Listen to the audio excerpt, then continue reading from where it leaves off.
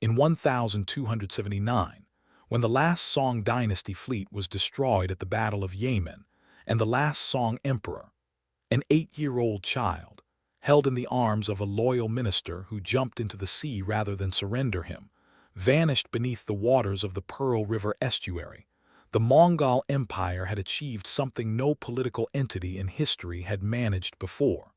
From the Pacific coast of China to the Danube River in Hungary, from the forests of Siberia to the jungles of Vietnam, a single dynasty held sovereignty. The known world, or very nearly all of it, was Mongol. It would not be Mongol for long. Within 20 years of that final conquest, the 4 successor states that the empire had already fractured into were fighting each other across multiple frontiers simultaneously. The Il-Khans of Persia were at war with the Golden Horde of Russia. The Yuan dynasty in China was increasingly indistinguishable from a Chinese imperial court. The Chagatai Khanate in Central Asia was too unstable to govern its own territory. The Pax Mongolica, the brief, extraordinary period of commercial and diplomatic openness across Eurasia that Mongol power had produced, was deteriorating into the familiar fragmentation of competing states and closed frontiers. By 1368, less than a century after the conquest of China was complete, the Yuan dynasty was expelled from Beijing by a Chinese rebel general who founded the Ming dynasty. By 1335, the Il-Khanate had dissolved when its last ruler died without an heir. The Golden Horde, weakened by plague and internal division, would fragment across the 15th century. The Mongol Empire that had seemed to conquer history itself had become, in the span of a single human lifetime, a collection of memories and successor states. How does the largest contiguous land empire in history fall apart in 50 years? The answer begins not with the empire's decline, but with its founding, with the specific choices Genghis Khan made when he built a political order designed for conquest, and with the structural traps those choices contained that only became visible when the conquering was done. Temujin, the man who would become Genghis Khan, was born around 1162 into a world of Mongolian steppe politics that was, by any standard, brutal and unstable. His father, a minor clan leader named Yesujay, was poisoned by enemies when Temujin was a child. The clan abandoned the widowed family to fend for themselves on the steppe. Temujin grew up in poverty, was captured and enslaved by rivals, escaped, and spent his youth rebuilding a following through a combination of personal charisma, strategic loyalty, and a calculated willingness to make alliances across clan lines in a society where clan identity was everything. What Temujin understood, from long experience in a society organized by kinship, was that kinship loyalty was also kinship limitation. A Mongol leader whose authority derived from his birth into a particular clan could only command the loyalty of that clan. When he died, the clan might follow his son, or might not. The steppe was littered with confederations that had unified under a charismatic leader and dissolved the moment that leader was gone. The political innovation that made Genghis Khan possible was the systematic dismantling of clan-based loyalty and the construction of a new loyalty, personal, military, and transferable across generations. Temujin reorganized his forces into units of 10, 100, 1,000, and 10,000, the decimal system that armies across history have used, but with a crucial modification. These units were not composed of men from the same clan. They were mixed across clan lines, and their officers were appointed by Temujin himself based on demonstrated ability rather than birth. A man who proved himself in battle could rise from the rank of common soldier to command 1,000 or 10,000 regardless of his family origins. A man born into even the highest clan family could be passed over for promotion if he performed poorly in the field. This was genuinely revolutionary on the Mongolian steppe. It created, for the first time, a professional military culture in which the unit of primary loyalty was not the family or the clan but the army itself, and through the army the Khan. The generals who built the Mongol Empire, Jebe, Subutai, Mughal, Gelmay, were drawn from varied origins. Subutai, the greatest operational commander the Mongol army produced, came from a blacksmith family. What mattered was what you could do, not who you were born to. The military machine this system produced was extraordinary. The Mongol cavalry fought with a combination of speed, coordination, and tactical sophistication that no army they faced in the early years of conquest could match. They used feigned retreats to draw enemy cavalry out of position, and then turned to destroy them in detail. They used psychological terror systematically. Cities that surrendered were spared, cities that resisted were massacred, and the survivors sent ahead to spread the news, softening the next city's resistance before the Mongol army arrived. They maintained intelligence networks that mapped enemy political divisions and exploited them, turning internal rivals against each other. They were, in the words of the historian Timothy May, not a horde but a professional army with a doctrine. At a great Kurultai, a formal assembly of Mongolian leaders, on the banks of the Annan River in 1206, Temujin was proclaimed Genghis Khan, universal ruler. He had already unified the Mongolian steppe through 2 decades of warfare and diplomacy. Now he promulgated the Great Yasa, a code of laws governing Mongol military and civil life, and declared his intention to conquer the world. He came remarkably close. The campaigns of the next 2 decades destroyed or subjugated the Xia kingdom in northwest China, the Jin dynasty of northern China, and the Khwarezmian Empire, a sophisticated Islamic sultanate controlling Persia, Central Asia, and much of the Islamic heartland. The Khwarezmian campaign, in particular, demonstrated the full range of Mongol method. When the Sultan Mohammed Roman II fled before the Mongol advance rather than fighting, his cities surrendered one by one. Bukhara, Samarkand, Merv, Nishapur, each was taken and, if it resisted, systematically destroyed. The medieval historian Juvayni, writing in Persia a generation later, described cities that had been among the most sophisticated in the world reduced to landscapes of bones and ash. Modern demographic estimates suggest that the campaign killed millions. Some scholars estimate between 10 and 30% of the population of Central Asia and Iran. Some regions never fully recovered their pre-Mongol population levels. But the conquest of the Khwarezmian Empire also produced an immediate political problem that would define the empire for the rest of its existence. Genghis Khan had 4 sons by his principal wife born: Chagatai, Chagatai, Ojdai, and Toluid. Each son expected a share of the conquered territory. The political tradition of the Mongolian steppe was not primogeniture, the eldest son inheriting everything, but a form of shared inheritance in which all sons received portions. The youngest son, by custom, received the family's original homeland. The question of who would receive which territories was complicated by a shadow that hung over the eldest son, Chagatai. Horde had been captured by enemy raiders early in Genghis Khan's career and held for some months before being rescued. Chagatai was born shortly after. The arithmetic was suggestive, and the rumor, never confirmed, never officially addressed, that Chagatai might not be Genghis Khan's biological son, poisoned the relationship between Chagatai and his brothers, particularly Chagatai, who reportedly said as much to Chagatai's face in public. Genghis Khan treated Chagatai as his son and expected everyone else to do the same, but the insult was too convenient for rivals to forget. The territorial divisions Genghis Khan established were formal but ambiguous. Chagatai received the westernmost territories, the Russian steppe, the lands north of the Caspian and Black Seas, territories that were, at the time of assignment, not yet fully conquered. Chagatai received Central Asia, the old Khwarezmian heartland and the Transoxiana region. Ojdai received the eastern Mongolian territories and was designated Great Khan, the supreme ruler of the empire, with his brothers and their descendants theoretically subordinate to his authority. Toluid, by Mongolian tradition, received the ancestral homeland in Mongolia itself, along with the right to command the largest share of the army during his father's lifetime.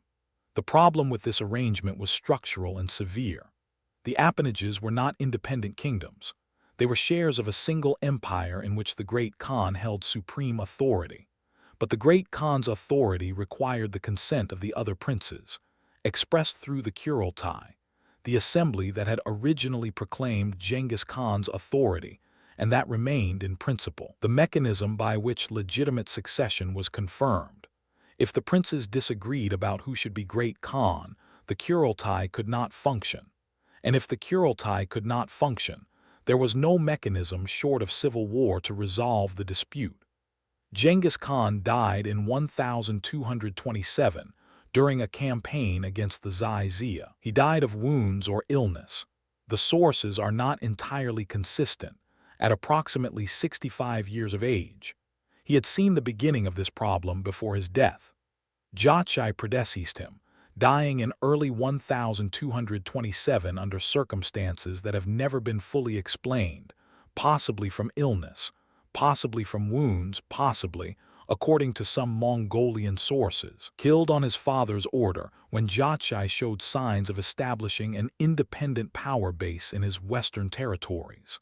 With Chagatai dead, his appanage passed to his son Badu, and the westernmost territories became the foundation of what would become the Golden Horde. Horde was confirmed as Great Khan at Kurultai in 1229, 2 years after his father's death. The 2-year delay was itself a sign. A succession mechanism that required months of negotiation among competing princes before producing a new ruler had built a recurring power vacuum into the empire's political architecture. Every time a Great Khan died, the empire would be headless until the princes could agree on his replacement. And the longer the empire existed, the more princes there would be, and the harder agreement would become. Horde was, in his way, the best successor the empire could have had at that moment. He was personally likable, politically shrewd, genuinely interested in the administrative problems of governing the world he had inherited, and sober enough, at least for stretches, to make clear decisions. He built the capital city of Karakorum in central Mongolia, constructed the Yam postal relay system that allowed messages to travel across thousands of miles in days, and appointed the brilliant Chinese administrator Yelu Chukai to manage the northern Chinese territories. When Mongol nobles argued that the settled populations of northern China were useless compared to the grassland they occupied, and that the Han Chinese should be dispersed and their farmland turned to pasture, it was Yelu Chukai who made the counterargument that survived. The Chinese population, properly taxed, would produce more revenue for the Mongol treasury than any amount of grazing land. Horde listened, and the argument for governance over destruction won in the eastern territories, at least for that moment. Horde also sent armies in every direction. To the east, the Jin dynasty was finally destroyed in 1234. To the southwest, Mongol armies advanced into Tibet and into the Korean peninsula.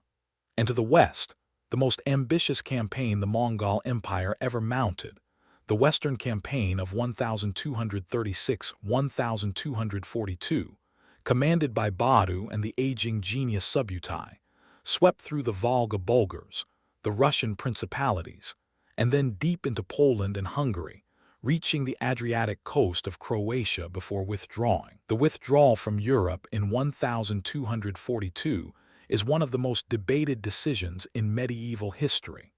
Western European chronicles of the time believed the Mongols had been frightened off by the ferocity of resistance. Modern historians are considerably less charitable to this interpretation. The Mongol army had won every engagement it chose to fight. Subutai had destroyed a combined Polish-German force at the Battle of Legnica and annihilated the Hungarian army at the Battle of Mohai within days of each other, demonstrating the operational flexibility that made the Mongol forces unlike anything Europe had faced. They withdrew because Horde had died in December 1241, and the princes were required to return to Mongolia for the Kurultai. This is, on reflection, an extraordinary fact. The largest military force that had ever operated in Europe turned around and went home, not because it was defeated, but because its political system demanded the physical presence of the commanding princes at a succession assembly 6,000 miles away. The Kurultai that was supposed to be the source of Mongol political legitimacy was also the mechanism that repeatedly interrupted Mongol military campaigns. Empire building and empire governing were being held hostage to each other. The succession crisis after Ojday's death was the first sign of how bad the structural problem would become. Ojday had designated his grandson Shirman as his successor, but his widow Torjin, serving as regent, maneuvered to install her own son Gayuk instead. The Kurultai that confirmed Gayuk took years. When Gayuk was finally confirmed in 1246, he was already in bitter personal conflict with Badu. The two men reportedly came close to violence during the Western campaign when Badu, as senior prince in the Western theater, claimed command precedence. Gayuk died in 1248 before he could march his army west to settle the quarrel with Badu by force. He was 43 years old. Contemporaries noted that he drank heavily. The second succession crisis was resolved by the emergence of the Toluid line. Badu, who had no interest in being great Khan himself, but enormous interest in blocking the Ojdayed candidates he hated, threw his support behind Monk, the eldest son of Tolui, Genghis Khan's youngest son. Monk was confirmed at a Kurultai in 1251, and he was competent in ways his predecessors had not consistently been. He conducted a careful census of the empire's population and tax base, one of the most ambitious administrative exercises attempted by any medieval state. He prosecuted Ojdayed and Chagatai princes who had resisted his election. He reorganized the empire's tax collection in China, Persia, and Central Asia. He sent his brothers on two coordinated campaigns that were intended to complete the empire's coverage of the known world. Hulagu, to the southwest, to eliminate the Ismaili assassin sect, and then the Abbasid Caliphate, Kublai to the southeast, to complete the conquest of the Song Dynasty in southern China. Hulagu's campaign produced one of the most dramatic moments in medieval history. In February 1258, his army sacked Baghdad. The Abbasid Caliph, descendant of the Prophet's uncle and nominal head of Sunni Islam for 5 centuries, was captured. The Mongols refused to shed royal blood directly, a practice rooted in their spiritual beliefs about the sanctity of noble lineage. So the caliph was rolled in a carpet and trampled to death by horses.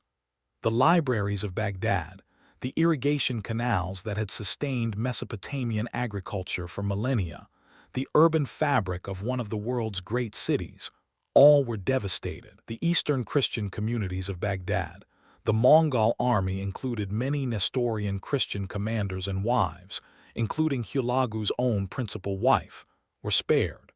The Muslim population was not. The sack of Baghdad had an immediate consequence that Hulagu had not anticipated. When he continued west into Syria and Palestine, heading toward Egypt, the Mongol force he sent ahead was met at a place called Ain Jalut, the spring of Goliath, by the Mamluk Sultan of Egypt in September 1260. The Mamluks were themselves soldiers of steppe origin, Turkish-speaking military slaves who had seized power in Egypt, and who understood Mongol tactics far better than European or Chinese armies had. They destroyed the Mongol advance force in the first significant defeat of a Mongol army in open field battle. Hulagu was not present at Ain Jalut. He had withdrawn to deal with the consequences of Monk's death in 1259. Monk had died during the siege of a Song fortress in Sichuan, and the succession crisis this triggered made everything else secondary. The force that Hulagu left in Syria was a fraction of his full strength. Under different circumstances, if Monk had lived, if Hulagu had been able to concentrate his full force, the outcome at Ain Jalut might have been different. But circumstances were what they were, and the Mamluk victory meant that Egypt would not be Mongol. The Il-Khanate's western expansion had reached its limit. Monk's death in 1259 produced the crisis that destroyed whatever remained of imperial unity. He died without a designated successor. His two brothers, Kublai in China and Erik Bok in Mongolia, each called their own Kurultai and each proclaimed himself Great Khan. The dispute between Kublai and Erik Bok was not simply a dynastic quarrel. It was an argument about what the Mongol Empire was and what it should become. Erik Boke represented the traditionalist position. The center of Mongol power should remain in Mongolia. The steppe was the empire's foundation, and the methods of Genghis Khan, mobile cavalry, controlled terror, exploitation of sedentary civilization's surplus without assimilation into their political traditions, should remain the governing model. Karakorum was the capital, the Kurultai the source of legitimacy, the Mongolian language and Mongolian customs the culture of the ruling class. Kublai represented something different. He had spent years in China before his campaign against the Song. He had surrounded himself with Chinese advisors, Confucian scholars, Buddhist monks, and administrators trained in Chinese imperial methods.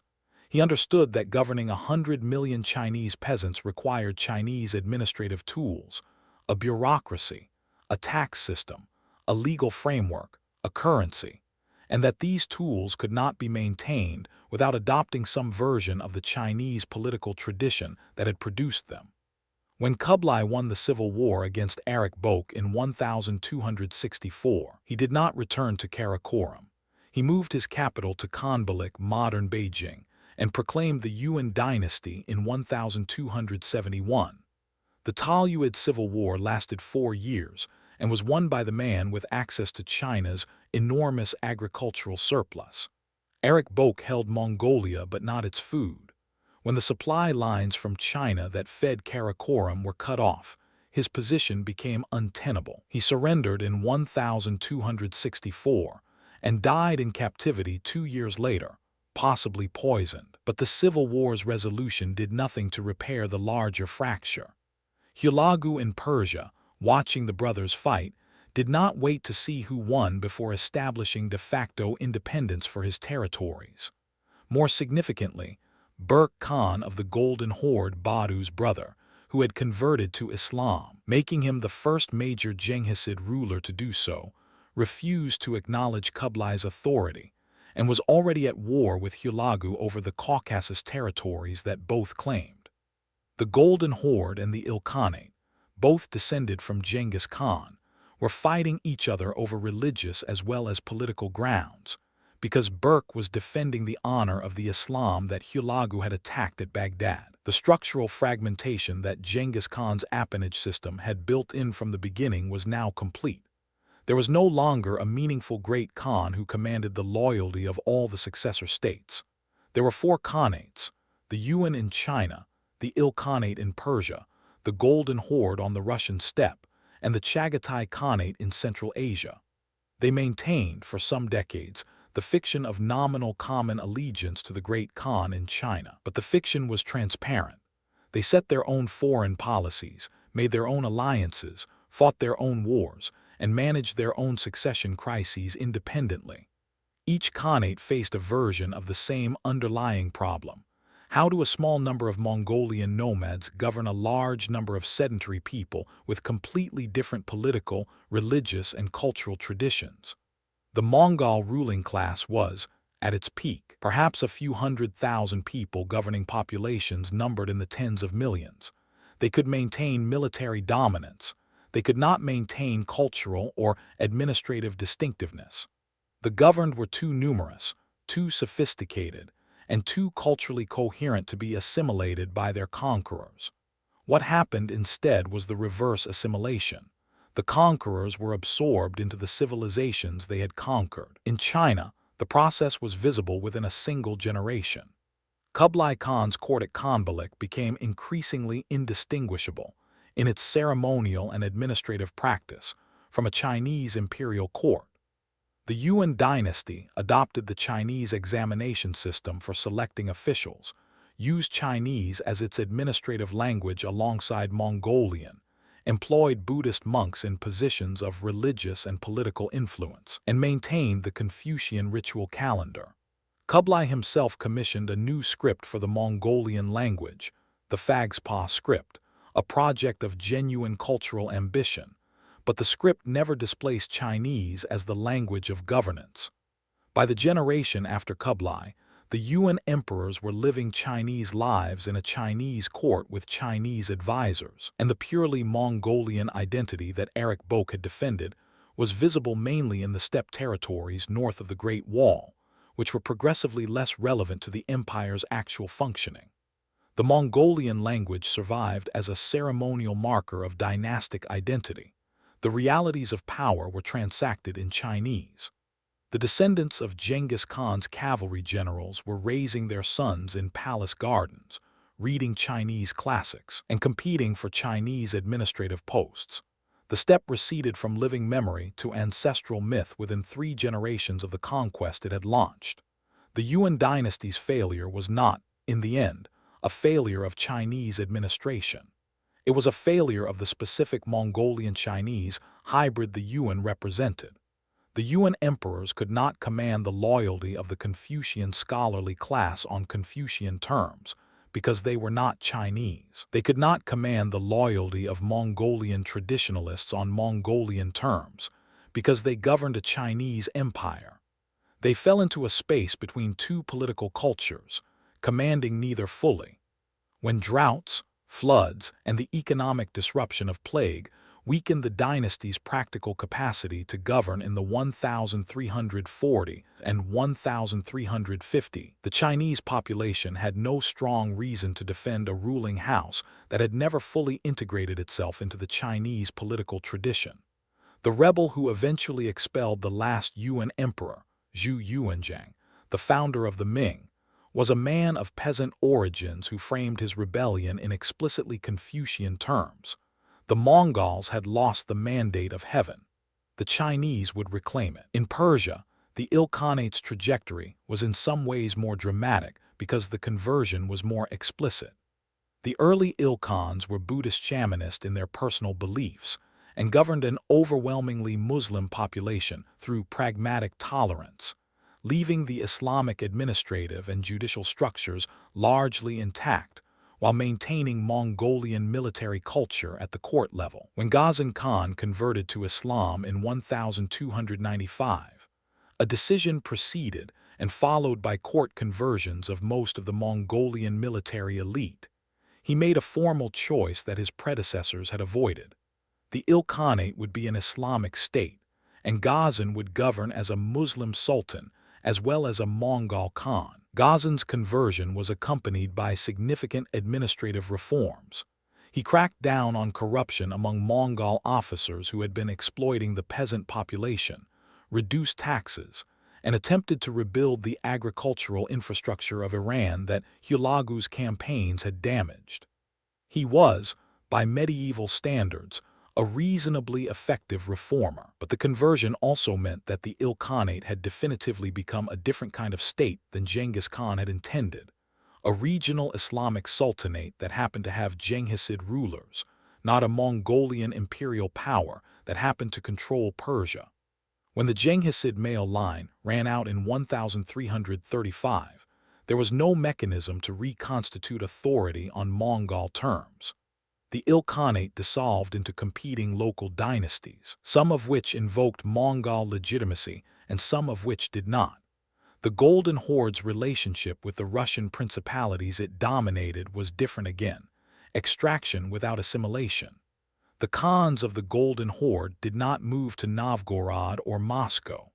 They remained on the Volga steppe, collecting tribute through Mongolian agents and through the princes of the Russian principalities themselves, who were required to travel to the Golden Horde's capital at Sarai to receive their patents of authority from the Khan. The Mongols governed Russia at arm's length, using Russian institutions to extract Russian resources. The cost was that the Golden Horde remained relatively unmixed with its subject population, preserving a more distinctively Mongolian steppe character for longer than either the Yuan or the Il-Khanate. But the same arm's-length governance that preserved Mongolian distinctiveness also preserved Russian political and military capacity. By the mid-14th century, the Russian principalities, above all Moscow, were beginning to develop the administrative, military, and demographic resources to contest Mongolian dominance. The process was slow, uneven, and frequently reversed by Mongol raids when Moscow grew too confident too fast. but the direction was clear. All of this, the cultural divergence, the religious conversions, the administrative assimilation, was happening while the four khanates were also fighting each other. The Il-Khanate and the Golden Horde were at near constant war across the Caucasus from the 1260 through the end of the Il-Khanate. The Chagatai Khanate periodically raided both the Yuan territories in the east and the Il-Khanate territories in the west. The Yuan dynasty sent punitive expeditions against the Chagatai Khans who challenged its western frontier. The Pax Mongolica, the famous commercial peace that Marco Polo had traveled across, and that had genuinely facilitated long-distance trade on a scale the world had not seen before, depended on a minimal level of political coherence across the khanates that was eroding with every succession crisis and border war. It was along these very trade routes that the catastrophe came. In the 1330s and 1340, a plague of extraordinary virulence, caused by the bacterium Yersinia pestis, spread from reservoir populations in Central Asia through the Mongol trade and military networks. The Golden Horde army besieging the Genoese trading port of Kaffa on the Crimea in 1346 was struck by plague so severe that the Mongol commander used catapults to throw infected corpses over the city walls, one of the first recorded instances of biological warfare, if the account is accurate. When the Genoese traders fled from Kaffa in their ships, they carried the plague to Sicily in 1347. Within 5 years, it had reached every corner of Europe and the Middle East. The Black Death killed between a third and a half of Europe's population in the initial outbreak. The Islamic world was hit comparably hard. China, which had already experienced waves of the disease in the 1330s, lost perhaps 30 to 50 million people over the course of the century. The Pax Mongolica that had connected the world had also connected it to a pathogen for which no population had meaningful immunity. The plague did not cause the Mongol Empire to fragment. That process was decades advanced before the Black Death arrived. But it devastated the populations that the khanates depended on for tax, revenue, and military manpower, accelerated the economic and administrative collapse of states already under stress, and introduced a new variable of catastrophic instability across the entire Eurasian world that the khanates governed. The Golden Horde, which directly experienced the plague both in its own territory and in the Russian principalities it taxed, was severely weakened at the precise moment when the rising power of Moscow needed to be checked most firmly. The Chagatai Khanate, the forgotten middle child of the Mongol succession, illustrates the problem from a different angle. Unlike the Yuan and the Il-Khanate, the Chagataids controlled territory, Central Asia, Transoxiana, the steppe corridor between Persia and China, that did not contain a single dominant sedentary civilization capable of absorbing them. They were squeezed between the assimilating pull of Islamic Central Asian city culture to the west and the Sinicizing pull of the Yuan to the east, without sufficient agricultural surplus from either to sustain a stable governing apparatus. The result was persistent civil war, fragmentation into eastern and western halves by the mid-14th century, and a khanate that was never quite stable long enough to govern or be governed. The Chagatai Khanate produced periodic military forces capable of raiding its neighbors. The Yuan complained regularly of Chagatai incursions along the western frontier, but it never produced the administrative coherence that governance requires. It was, in a sense, the truest heir of the original Mongol model: mobile, militarized, ungovernable in the settled sense, unable to build what Conquest had taken. It was in this fractured Chagatai world that Tamerlane, rose in the 1370s, invoking Mongol legitimacy through a carefully constructed marriage into the Genghisid family, while actually representing a new Central Asian synthesis of Turkic military power and Islamic courtly culture. The Yuan dynasty's final collapse in 1368 was driven by a combination of plague losses, flooding on the Yellow River that disrupted agriculture and triggered famine, and a revolt of the Chinese peasant class that took the form of a millenarian religious movement. The Red Turban Rebellion, strikingly similar in some of its structures to the Yellow Turban Rebellion that had brought down the Han Dynasty almost 12 centuries earlier. The last Yuan emperor, Toghan Timur, fled north to Mongolia, where his descendants maintained a residual Mongolian court for decades. In the west, the disintegration of the Il-Khanate in 1335 was followed within a generation by the extraordinary campaigns of Timur Tamerlane, who reconquered much of the old Mongol territory using Mongol military methods, but who was not a Genghisid himself, and founded a new kind of Central Asian empire rather than restoring the old one. What remained? The answer is both less and more than it might appear. The direct political legacy of the Mongol Empire was a set of successor states that ruled, in some cases, for centuries. The Golden Horde successors controlled the Crimea until 1783. The last Mongol-descended Khan of a significant state, the ruler of Khiva, was deposed by the Russian Empire in 1920.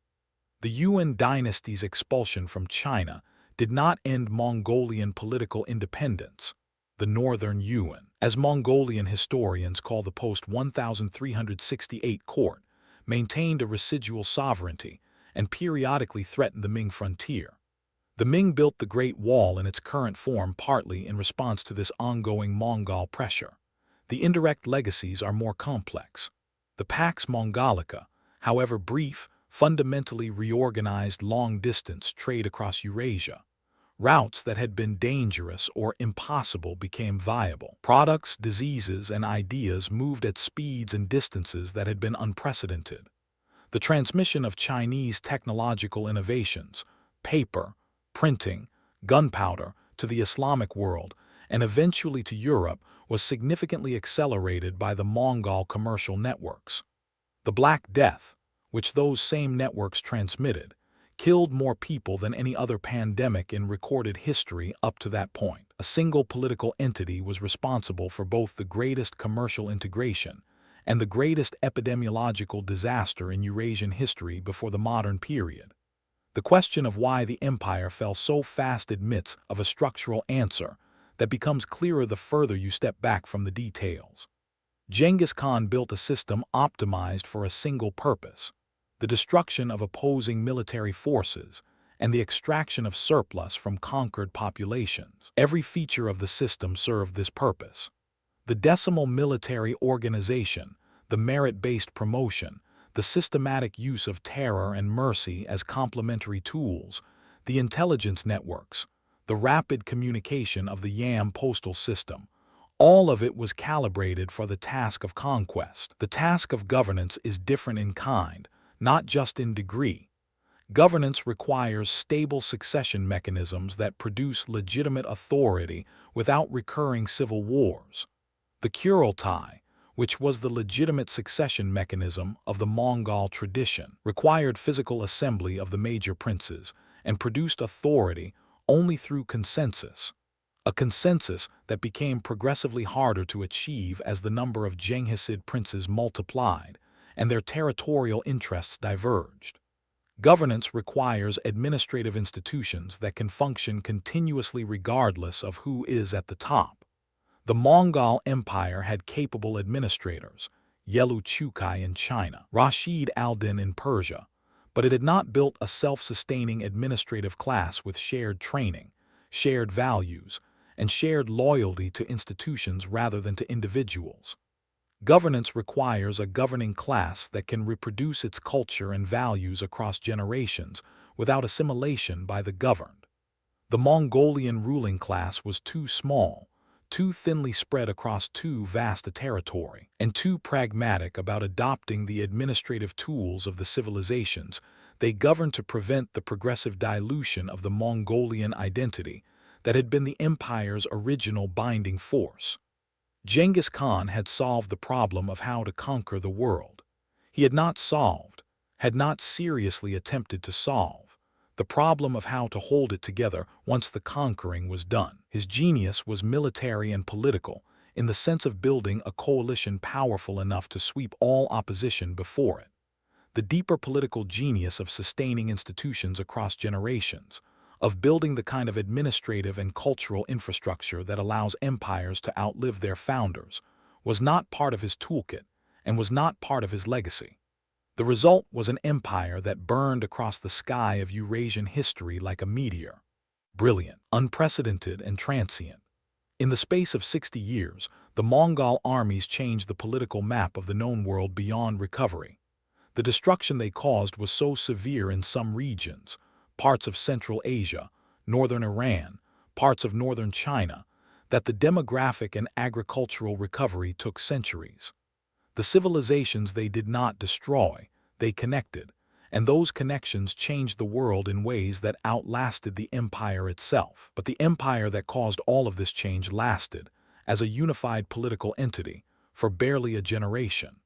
The 4 successor states that replaced it lasted longer, some of them significantly longer, but they did so by ceasing to be Mongol in any meaningful sense, and becoming instead Persian, Chinese, Russian, or Central Asian states with Genghisid dynasties.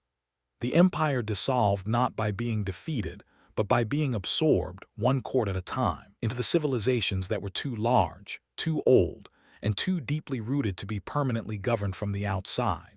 Genghis Khan had wanted to conquer the world. His descendants did, in fact, conquer most of it. What they could not do was remain themselves while holding it. The price of governing a civilization is becoming part of it. The Mongol rulers who understood this earliest, Kublai in China, Ghazan in Persia, lasted longer than those who did not, but they lasted as Chinese and Persian rulers, not as Mongols. The identity that had made conquest possible could not survive the governance that conquest required. In the end, the Mongol Empire's most durable legacy was not any of its successor states, however powerful, and not the Pax Mongolica, however transformative. It was the proof that military genius and administrative genius are different kinds of excellence, and that an empire built entirely on one of them, without the other, builds magnificent ruins. The last sound of the Mongol Empire was not a battle cry on the steppe. It was the careful, quiet work of Confucian scholars and Persian administrators and Russian princes, slowly, methodically, patiently dismantling from the inside what no foreign army had ever managed to destroy from the outside, and replacing it piece by piece with something that would last.